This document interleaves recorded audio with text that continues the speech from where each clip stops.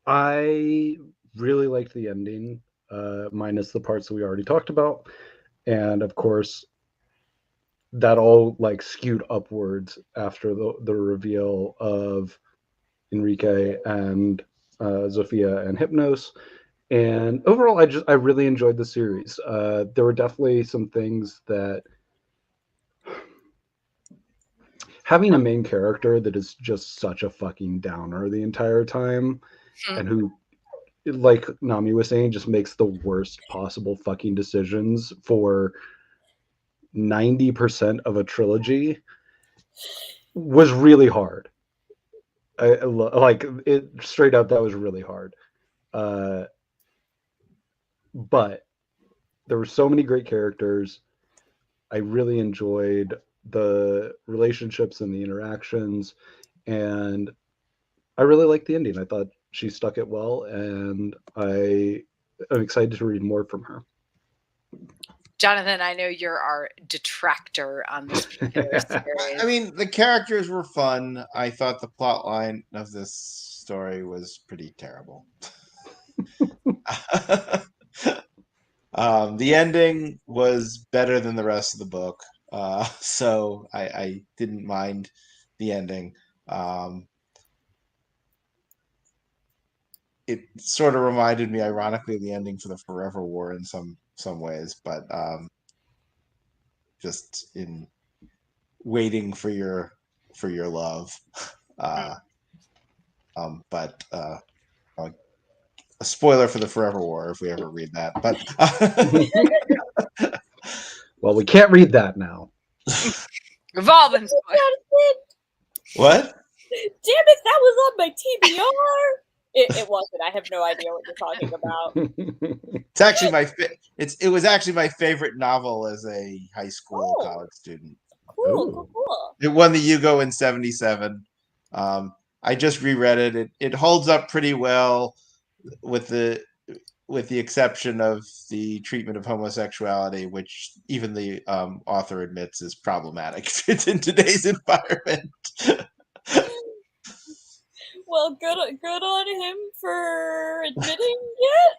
I'm concerned how bad it is, but technicalities. But it's still a good book. Anyway, overall, this is probably my least favorite series that we've read as a group. What? Yeah, I enjoyed Temeraire better than this, though I think Temeraire really outlived Jonathan. Yeah, it sounds terrible, I know, but Temeraire totally outlived its lifespan. I mean, if Temeraire, I shouldn't say it. If Temeraire had been 3 books, I would have liked it better than this. The fact that Temeraire drove us for another 6, flogged that horse for 6 more novels. All right, cool. I would like to clarify that Jonathan's stance is Temeraire was better if it was only 3 books. Parentheses, but because it was so many more books, this is still better. Pretty much, yeah, pretty much. That's right. That's right. I viewed it. But I did think in some ways I actually felt bad for Severin, even though I thought for the most part he was a horrible human being.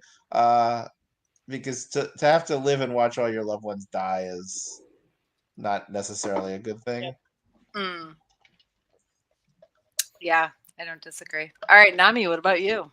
Yeah, so I as you guys may or may not know, this is one of my new favorite series. I still think that Stone Sky is more of my favorite, but this is more of my favorite in a different way. Because, first off, Layla, second off, Layla, third off, Layla, fourth off, Layla. Okay, I digress. Fifth off, a girl who looks like me being the main character in a romantic relationship and the most desirable. Sorry, I mean what? I mean Layla. Let me continue. Layla? But yeah, and it's funny because even without Layla, I think what Roshani Chokshi does really, really well is characters.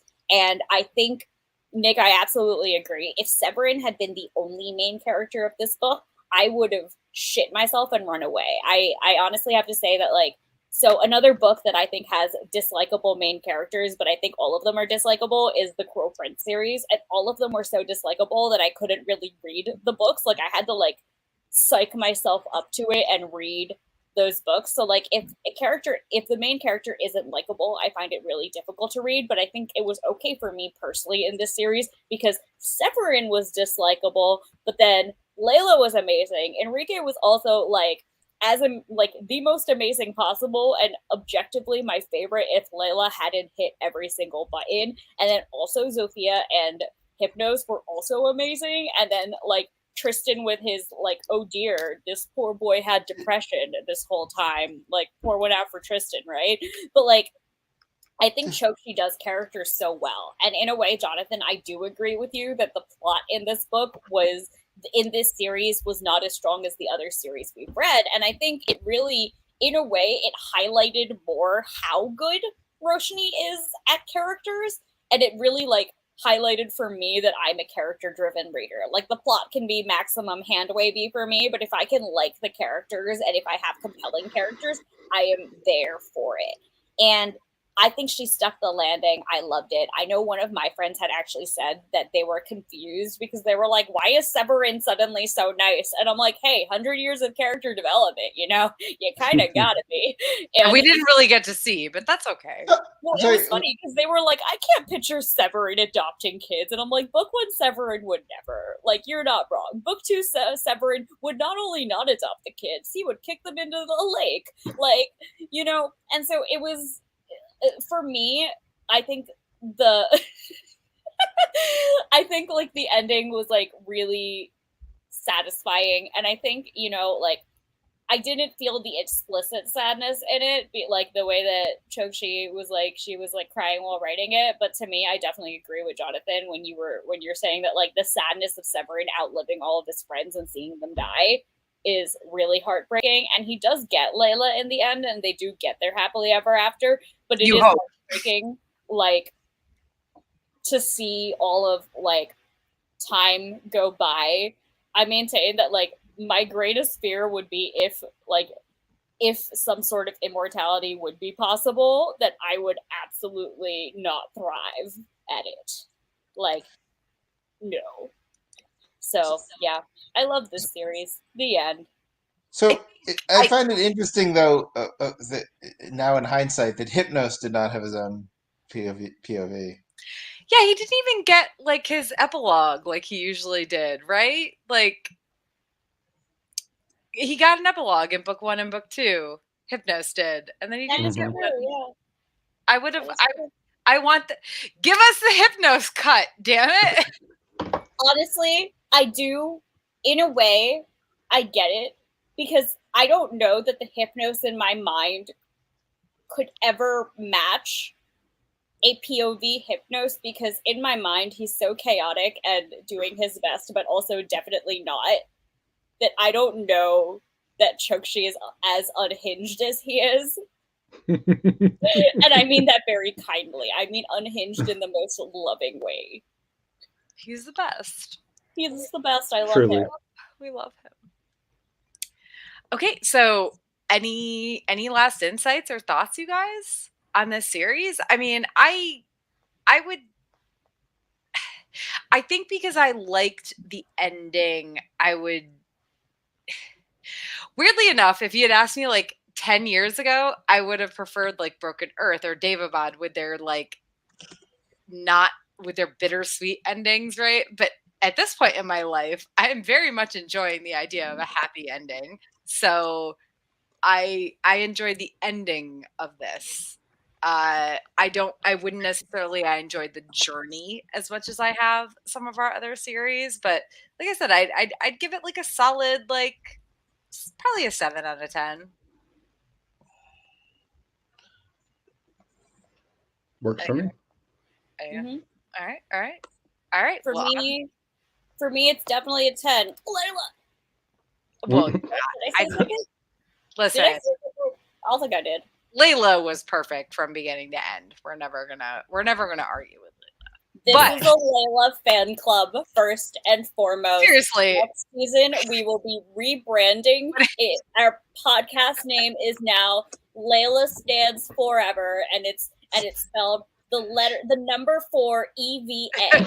Okay. Or it's just Look. MFILF, mom friend I'd like to fuck. What? It took Where me do a you minute get to that? figure that one out, Tara. You might have missed that, Jonathan. That was in that was in a book one episode. I'm not sure which one, where we definitely talked about how Layla was the mom friend I'd like to fuck. Yep. That was an early episode. Like Layla was the mom? Was a MILF? No, she's a mom friend. As a character trope, she's the mom friend. And so she's the mom friend I'd like to fuck. Like, yeah, so okay. Yeah. The friend. Like now I'm confused. The friend of the mother? No. The character trope is that you're the mom friend. Like, you take care of everybody. You. Oh, okay. It's me. There we go. Yeah. Okay, so I'm going to read a quote real quick, and then I'll close this out. And the quote I'm reading is a Hypnos quote. Yes. Because heartbeat. And I honestly think that all of us can probably identify with this. I love this quote too. All his life, Hypnos had felt like a wandering set of notes, desperate to be set into music, and he had found it in the friends who had become family. Even with them, he felt nervous, as if they might throw him out of their music at any moment. But this grand song assured him otherwise. I'm choking up. Jesus Christ, fuck. Sorry, guys. The song told him he was enough as he was, that his soul held a symphony of his own, for that was how he had been made. And sorry, I'm choking up so much. No, it was good. Okay, as we close out the episode, we just want to give a shout out to our heroes tier Patreon, Tommy of the TKOK Podcast Network. Thank you so much for supporting us. Once again, I'm Tara, along with Nick, Jonathan, and Nami. Don't forget that you can always hit us up at Sagas and Sass on Facebook, Instagram, or Twitter, or email us at sagasandsass@gmail.com with any comments or thoughts you might have. Thank you for joining us for Sagas and Sass. We will be back on Thursday, August 18th. So we're taking a bit of a break here. It's about 3 weeks, with our 50th episode special, which will be all about the series that brought the four of us together, George R.R. Martin's A Song of Ice and Fire. I'm very excited to have what will probably be a longer discussion than normal about how we all met and how this series brought us together and what we love about it, et cetera, et cetera. So we will hope to see you guys on Thursday, August 18th. Thank you again for joining us, and have a great night. Bye. Bye.